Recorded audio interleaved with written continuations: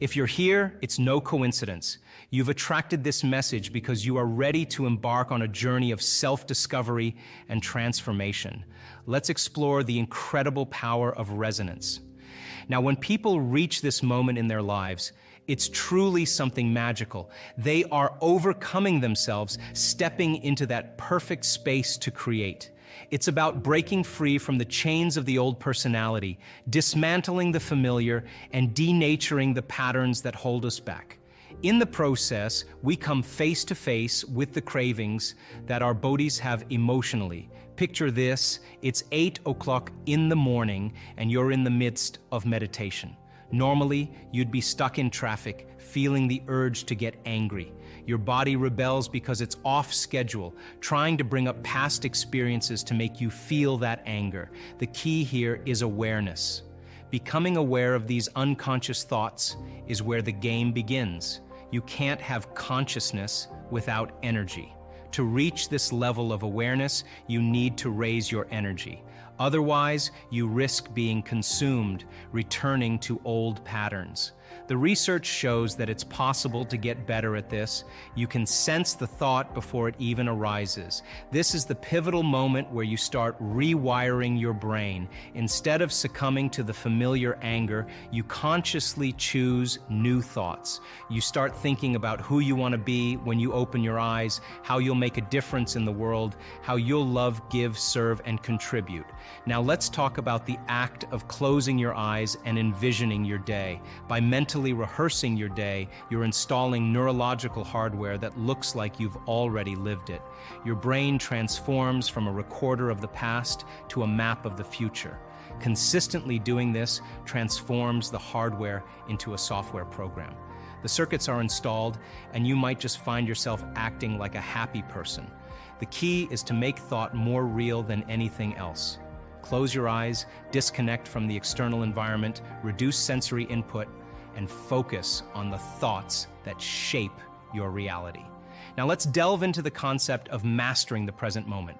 Your body wants to rebel, but you decide that today is the day to master the present moment. As you persist, you become more kind, more loving, less judgmental, and more patient. Mastering the present moment means you're not dwelling in the predictable future or the familiar past. You're mastering time itself. By placing your attention on the present, you gather immense energy to do extraordinary things. Presence is felt by others. It's an acknowledgement that you are truly paying attention. Now, where you place your attention is where you place your energy. By diminishing sensory input, you move from beta brainwaves to alpha, entering a state where your inner world becomes more real than the outer world. This is where you start creating, dreaming, and pretending. Reprogramming your mind is like training an animal. When your body resists, telling it to sit and stay, you're taking command of your own energy. The discomfort is part of the process, but as you persist, you liberate yourself. You're no longer at the mercy of external influences. You're mastering your own energy and time. Let's explore the two states of mind, creation and survival. Living in creation means growth, expansion, health, and emotions like love and joy. On the other hand, survival is marked by stress, throwing your body out of balance. Continuous stress leads to a new balance, a state of breakdown, disease, and feeling separate. Our ability to turn on the stress response with just our thoughts is a unique challenge. The cycle of imbalance becomes addictive, endorsing the ego and making us more self-indulgent. Breaking through this cycle requires a willingness to be uncomfortable, but the liberation of energy that follows is true self-love and joy. Let's delve into this amazing journey of transforming emotions through the process of breaking through and liberating ourselves from trapped emotions. When you reach this point of breakthrough, it's like taking your mind out of your body and setting free those emotions that have been held captive. This is where true self-love blossoms. Emotions like anger, hatred, and prejudice can be changed into joy. It's like taking the same energy but giving it a different spin, turning something negative into something positive. Picture it like changing the direction of a spinning top. It's the same top, but now it's moving in a whole new way. This transformation isn't something someone else can do for you. It's a personal journey, unique to each individual. Imagine it as a path that you walk alone, but with my guidance, you're equipped with the tools to navigate it successfully. The core of this journey is about surpassing limitations in your thoughts, actions, and feelings. It's like breaking through barriers that have held you back for a long time. Step outside of your comfort zones and challenge the beliefs and patterns that have confined us. It's a bit like learning to ride a bike. Wobbly and uncertain at first, but with practice, it becomes second nature. Now let's talk about changing your neurology, circuitry, and gene expression. These might sound like big words, but let me break them down into simple ideas. Think of your brain as a big, intricate network of wires. When you change the way you think, it's like rearranging these wires. It's about forming new connections and pathways in your brain, allowing you to see the world in a different light. Circuitry in this context is like the electrical system in your house. When you flip a switch, the light comes on. Similarly, when you change your thoughts, you're flipping a switch in your brain that activates new patterns of behavior. Become the electricians of your own minds, rewiring things for a brighter, more positive outcome. Lastly, let's talk about gene expression. This is like the instruction manual for your body. Changing your thoughts and emotions sends a new message to your genes. It's like telling your body, hey, let's switch things up. Just like a recipe for a cake can be altered to make a different flavor, your gene expression can be influenced by the thoughts and emotions you choose to cultivate. In simple terms, you possess the incredible ability to alter your emotions by changing the way you think. Picture this as having control over your own mind, where you can rearrange its pathways and provide new instructions to your body's genes. Imagine your mind as a garden and your thoughts as seeds. As you shower these seeds with positive thoughts and care for them with loving emotions, they sprout and bloom into vibrant flowers. Changing your emotions isn't an unattainable goal. Instead, it's a gradual process that commences with a shift in your thoughts and feelings. Consider the analogy of planting a seed. The first step involves recognizing that you have the power to influence your emotions. Once you embrace this notion, it becomes a transformative journey. You water your mental garden with optimism, and soon you witness your life blossoming into a masterpiece filled with joy and self-love. This process doesn't demand complex maneuvers. Rather, it's a simple and achievable sequence of steps. By nurturing positive thoughts and embracing the belief that you can shape your emotional landscape, you set in motion a powerful transformation that can lead to a fulfilling and joyful life. We are reality-producing machines. Living in either creation or survival, our thoughts play a crucial role. Continuous stress, driven by thought alone, can lead to imbalance. But breaking through this cycle, liberating the body from trapped emotions, is a biological, neurological, and quantum transformation.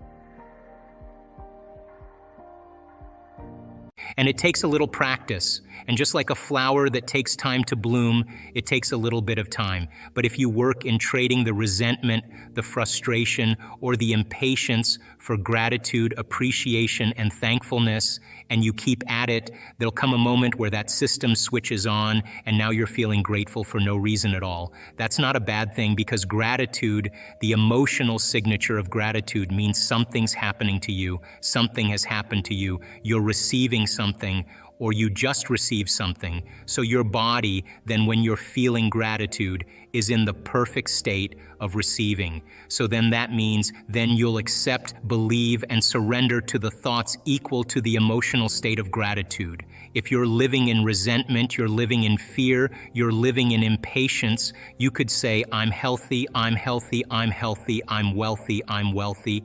And with all you want, and that thought's going to stop right at the brainstem and never make its way to the body because your heart's not feeling it, or because what? Because you're feeling resentment. And that thought is not consistent with the emotion of resentment. Resentment has a different set of thoughts, right? In other words, once you start opening your heart, it begins to move into coherence. it begins to produce a measurable magnetic field up to 3 meters wide. Now that's frequency, that's energy, and all that energy, that frequency, carries information, carries an intent. So then, when you're feeling gratitude and your heart is open, you're broadcasting energy into the field. A frequency. You lay the intent of the thought of your health or your wealth. That frequency can carry the thought of your wealth. It can carry the thought of your health. If you're suffering, you can't eat. Suffering does not carry, that energy does not carry the thought of your wealth. It carries a different set of thoughts. So then we're teaching people how to self-regulate. Because if you're going to believe in that future that you're imagining with all of your heart, it better be open and activated, and you better know how to self-regulate. And you have to know the moment you disconnect from the energy of your future because of some circumstance in your life, and you lose that feeling. If you're practicing it on a daily basis with your eyes closed, then the next level is to be able to open your eyes and do it right in the moment, and be able to self-regulate and change the frustration from some experience in your life back to the energy of your future. Now, that requires great awareness and great effort. But if you have a community of people that are practicing this on a daily basis, and they're connected to their future, because that's where their mind is, they begin to want the future more than the emotions of the past. So we've done enough measurements now, Louis, to know that we can teach people how to do that, and we have evidence that people can sustain it for 45 minutes to an hour. It's a skill now. They know that they know how to do it. So now they have brain coherence and heart coherence. Well, once the heart begins to become orderly and coherent, it acts as an amplifier, and it drives energy to the brain. So now the brain is getting more energy once the heart is open, and then you're thinking a different set of thoughts, and those thoughts produce different chemicals for you to feel more of that. And here comes nitric oxide from oxytocin, and all of a sudden your heart literally starts to swell. It literally begins to open up, and there's more energy going there, and now you're coming from a different level of mind. Right? When you have coherence in the brain and heart, you have a laser of energy, and it could read information much better. You're living in stress, and your brain is shifting its attention from one person to another problem, to another thing, to another place to go. Each one of those things, there's an assignment of neurological networks in the brain. So the arousal of the stress hormones drives the brain into this high frequency, and you're trying to control and predict everything in your life, and your brain circuits are firing like a lightning storm in the clouds. When your brain's incoherent, you're incoherent, and you don't have a signal. You don't have a Wi-Fi signal. You're not connected to the field. How could you connect to energy and information if your signal hasn't become orderly? So then when people synchronize their energy into coherence, they can synchronize to a possibility in the future. And the synchronicities that are feedback from the environment are just a reflection of your energy. And that's the universe saying, follow the breadcrumbs, do it again, follow it again, do it again. And now all of a sudden the person's not waking up in the morning like, oh, I've got to meditate now to create my future. That's the work right there. That's the part you have to overcome. So some days you just kind of slip in and it's magic because you've been practicing, like having a great golf game or a great tennis game or a great run or a great session of knitting. You're in your groove. Other days you got to work a little bit more for it. And for me, what I've learned is those hard days, the days that are the most challenging, are always the most rewarding. Because now you're uncompromising to an outcome. And if it takes you an hour to get beyond yourself, to find the present moment, because that's the only place where the unknown exists, the familiar emotions and hardwired patterns of the past are the known. The predictable future and trying to forecast the feeling of every event in our life, what people do unconsciously, is also the known. There's only one place where the unknown exists, and that's the present moment. So, you call it the generous present moment. Yeah, and I've just done it enough times, and there are plenty of people in our work that have done it enough times to know when you're there and when you're not. And when you're not, it's very obvious because you've been there enough times. So you're separating your old story from yourself, and you're separating your focus on the future, and you're being present. It's just like hitting a tennis ball in a sweet spot. You lock in the something, and that wholeness starts to happen, and now you're no longer creating from polarity or duality or opposites. Like, people, they create when they see they don't have something. Whether, hey, nice suit, I want one of those, right? And the moment I see that you have a nice suit and I start thinking, I want one of those, my brain naturally starts putting me in the equation.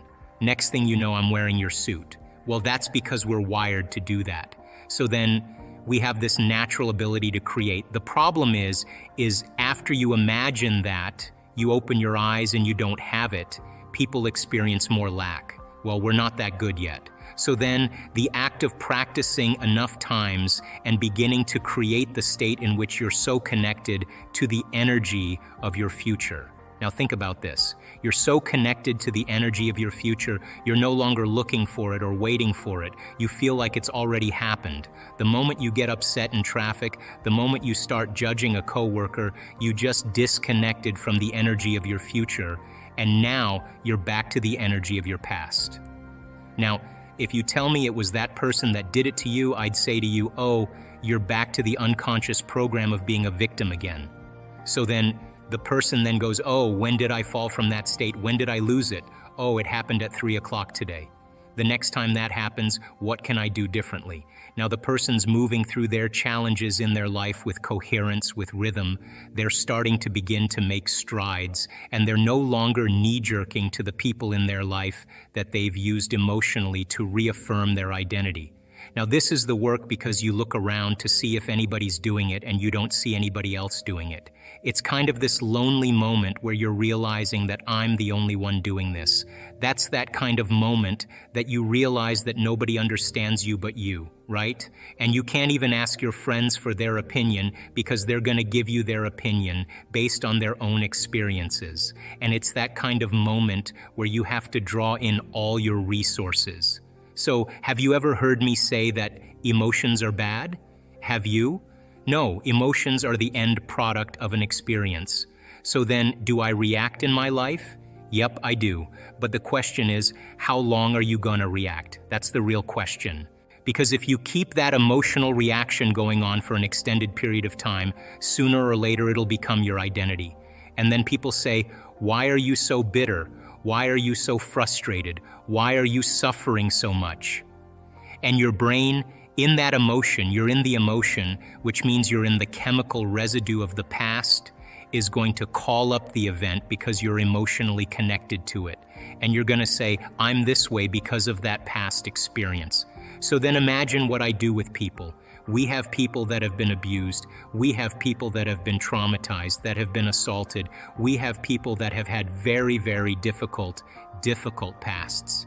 And have you ever heard me say to revisit the event? Have you ever heard me say that? Never. We need to revisit the event because once you do, you open the box.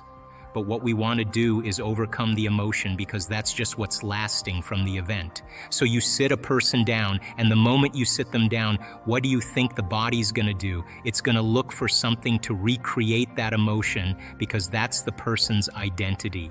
Are you with me still? So if I make the person, if I inspire the person to sit there, and they're sitting there, and all of a sudden they're noticing that they're hot, and they're irritated, and their stomach is twisting, and all of a sudden it's a group of sensations, a group of feelings that they have called all along frustration.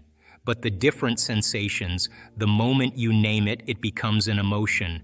But what it is just bodily sensations. It's energy that's stuck in the body. So the body is looking to go back to the past. It's believing it's in the past.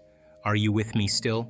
So if the person becomes aware that their body is doing that, and like training an animal, allow the body to feel that emotion and then settle it down into the present moment. When you settle it down into the present moment, the body starts to trust the present moment and move out of the past. And there's a release of energy. Then the body goes, wait a second, what's going to happen in the next moment? And it starts doing that. And it starts to try anticipate the future. And you settle the body back down into the present moment. And every time you do that, you're telling the body it's no longer the mind, that you're the mind and your will is getting greater than the program. and all of a sudden you start to lower the volume to that emotion. And when you begin to break the addiction to that emotion, the side effect of breaking that addiction is called joy. It's called freedom. All of a sudden the body's saying, I don't want to be tormented anymore. Now, does that mean you shouldn't grieve over things that you lose? Grieving is a biological process. That's why you're saying it. So the subconscious is 95%. So more than likely your body is going to do exactly what it's programmed to do. So what's the relevance of that? Well, people say, I want wealth, but they're programmed into being unworthy and lacking. So then as they begin to do the meditative work and they start opening their heart, I was just talking to someone yesterday. When you open the center, things are going to sift to the top. All the programs are going to come right up. And when they come up like that, you're going to see why it isn't manifesting in your life. Now, don't see it as like, why is this happening? Did I do something wrong? The subconscious is actually venting. There's a certain period of time in the early mornings where we vent our anxieties, we vent our fears. It's the way the subconscious goes, let's just have this dream and let's just get it over with.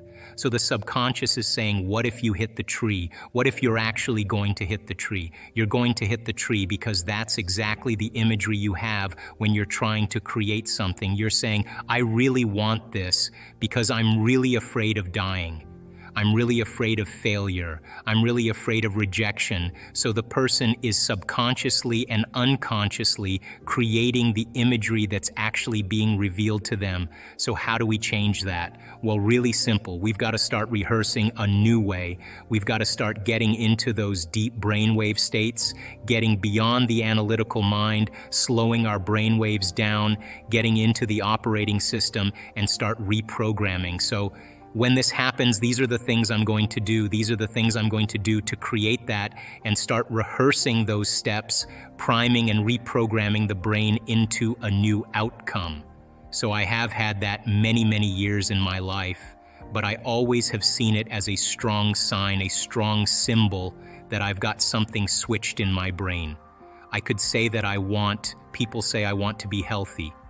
Yeah, it's 5% of your conscious mind, but you set them at the dinner table and they're breaking all the rules of everything they said. So why does that happen? Because the program is running and they've lost their free will to a program. So now that's important because your subconscious is talking to you. Now you've got to get in there. You've got to get in there and start rehearsing that you're going to step away from the table, that you're not going to eat after a certain hour, that you're going to make better choices and rehearse them and remember what you're going to do and what you're not going to do. Now you begin to, on a fundamental level, begin to rewrite the script, begin to rewrite the program. And over time, if you make one or two new choices and restrain some old choices, you'll tend to make more better choices after you make a few because you'll start feeling the satisfaction of your efforts. I was altered in some way because I lost everything, and I haven't been able to change for the last 2 years. The fact that we can think about how we think, the fact that we can observe how we're acting, the fact that we can pay attention to how we're feeling means we can modify ourselves to do a better job in life. That's called metacognition. So when a person begins to wake up to who they're being, and then they say, like Gandalf on the bridge in Lord of the Rings, you may not pass today, that kind of decision becomes an experience for the person that they never forget. That kind of willingness to change is when they transmute those survival emotions into elevated emotions. And those emotions, because they're addictive and emotions are the record of the past, then for the most part, the body, as the unconscious mind, does not know the difference between an experience in your life that creates an emotion and an emotion that you can fabricate by thought alone. To the body, it's the same. So a person who's living in anger every day or sadness in every day, their body, as their unconscious mind, is believing it's in the same past conditions 24 hours a day, 7 days a week, 365 days a year. The body's in the past. So when a person takes that emotion and literally denatures it and turns it into another emotion, the freedom from that addiction, breaking the chains from that emotional addiction is called self-love, is called joy. Now there's a liberation of energy. The person is in love with themselves, they're in love with their life, and they say, that was so worth it. And all of a sudden they look back at their past and they say, I would never change anything in my past because it brought me to this present moment. And when you can look back at your past that way, then the past rolls up to the present moment, and now you're beginning to experience true freedom. That certain people will not see possibility until they reach crisis, till they reach their lowest level, and then they're going to wake up and say, I better change. I think the greatest demonstration of change really is to begin to show others how to do it, to be the living example of it. That when you and I are the living example of joy, that when we are not attached to what people think or emotions that keep us feeling sick, and we are celebrating life and we are passionate about our future, that we are filled with ideas and inspiration, that's a very contagious state of being. And people that are lost in habits or lost in those emotional states, they will see it initially as an affront. It will be a confronting moment for them. But inside them, they secretly want to be free. They just don't know how to do it.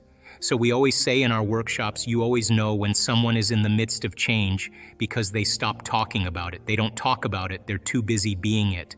So if you and I are waking up every morning and demonstrating change in our life, the people in our life have one of two choices. They either begin to become inspired by change for themselves, not because you're preaching to them philosophically, but because you're demonstrating it in your life. They'll either rise up to that, or the person cannot maintain a relationship with the person who's living in such freedom, which means they'll probably stay the same for the rest of their life.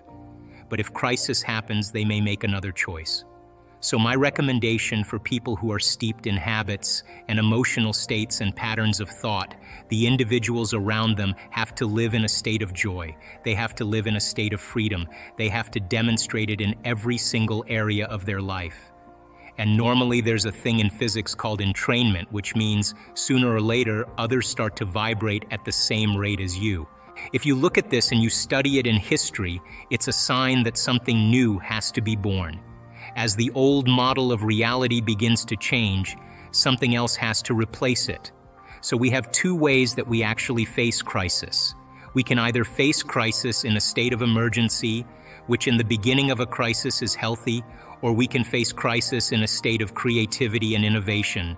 If you're addressing a financial crisis or a crisis in a culture and everybody is selfish and everybody's living by those emotions, then they're pushing their way to get to the head of the line. They're competing. They're forcing outcomes. They're using very primitive systems to try to take care of themselves. We know from the physiology of the brain that most of the blood supply goes to the hindbrain and away from the forebrain. Those chemicals create a gap between the way things appear in our life and the way things really are. In other words, we're viewing reality in an altered state. We don't see possibility. We feel separate from each other. We are competing and striving to get to the head of the line by using our cunning, manipulative, egocentric ways to get there. And we're very controllable. Fear is very controllable. Competition is very controllable. Anger and war divides individuals. Now that is not a way to address a crisis, because the service to self, or taking care of the self, is the exact thing that enhances the crisis. Because if you and I are all doing the same, if we're all doing the same thing, then a culture becomes more divided. It becomes more disintegrated. It becomes more incoherent. And possibility then is not part of the equation. So the other state of mind, if you can view crisis as a great opportunity, brilliantly disguised as an impossible situation, and you have to match the conditions in your environment with a new mind. Now we're talking about greatness, because innovation and creativity and a new way of thinking and a new way of being means that we can't do the same thing from the past. And so in history, cultures that are individuals that overcame their environmental conditions were considered mystics and saints and leaders and charismatic leaders. They were individuals that saw past the illusion of the present reality. When we begin to become innovative or creative, the brain begins to switch. We begin to turn on the forebrain, the frontal lobe, which is really the crowning achievement of the human being, and we begin to ask bigger questions. How can we create a new way of being in a world that's falling apart? How can we begin to create a new system to adapt to these conditions? And I think that people, when they begin to feel empowered by possibility, when they begin to see that the death of the old paradigms means the beginning of a new paradigm. How many people actually believe in the idea that the way you think has some effect on your life? So how many people actually woke up this morning and consciously created a future? You know, the biggest reason why people don't do it is because you don't really believe it's true. You see, if you knew on a gut level that it was absolutely true, would you ever miss a day, and would you ever let any thought slip by your awareness that you didn't want to experience? So your brain, according to neuroscience, is organized to reflect everything you know in your life. Your brain is a record of your environment. It's a record, an artifact of your past. So if you believe this, then does your environment control your thinking, or does your thinking control your environment? So if you wake up in the morning and you get out of bed on the same exact side as you did the day before, you shut the alarm clock off with the same finger, you slip into your favorite slippers, you shuffle into the bathroom and you use the toilet like you always do, then you walk over to the mirror and you look at yourself to remember who you are, then you get into the shower and you wash yourself in the same routine way, then you groom yourself to look like everybody expects you to look, then you go downstairs and you drink coffee out of your favorite mug. Then you drive to work the same way as you did the day before. You see the same people that push the same emotional buttons. You do the exact thing that you know how to do, and you memorize and can do so well that you're an expert at. Then you hurry up and rush home so you can hurry up and check your emails, so you can hurry up and go to bed, so you can hurry up and do it all over again. Now here's my question. Did your brain change at all that day? We could say that you were thinking the same thoughts, performing the same actions that create the same experiences, that produce the same emotions, but secretly expecting something to change in your life.